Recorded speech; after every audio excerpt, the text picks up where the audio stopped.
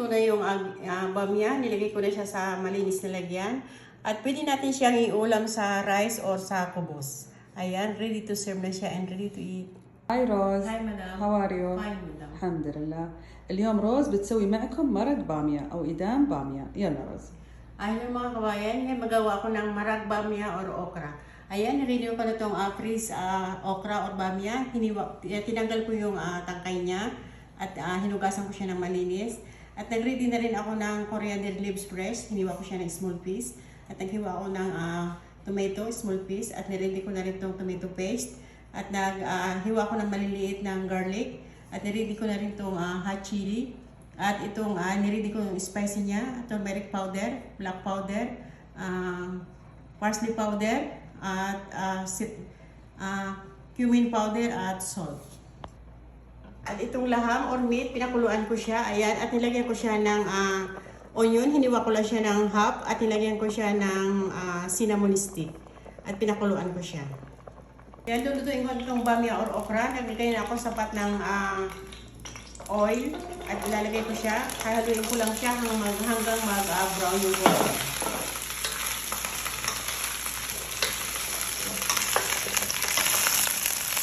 Ayan, little brown na siya.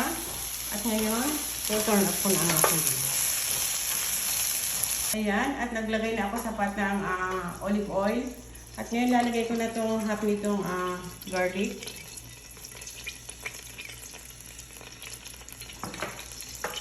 Mix ko lang siya.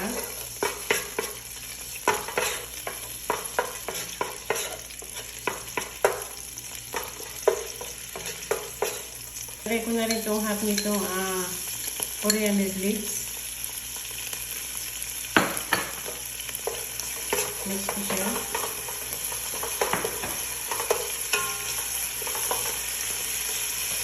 At lagay ko na itong isang box ng tomato paste. Mix mo lang siya ng 1 minute.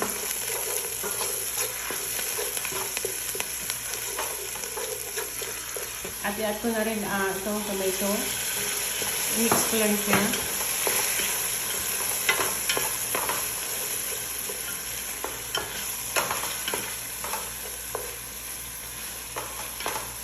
Add ko na rin itong spicy mix. At i-mix ko siya.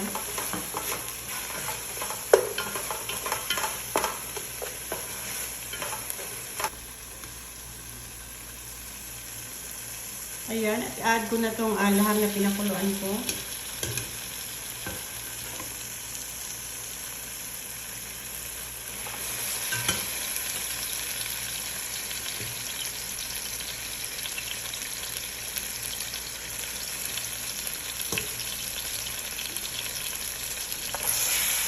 Ayan, at add ko na itong bamya.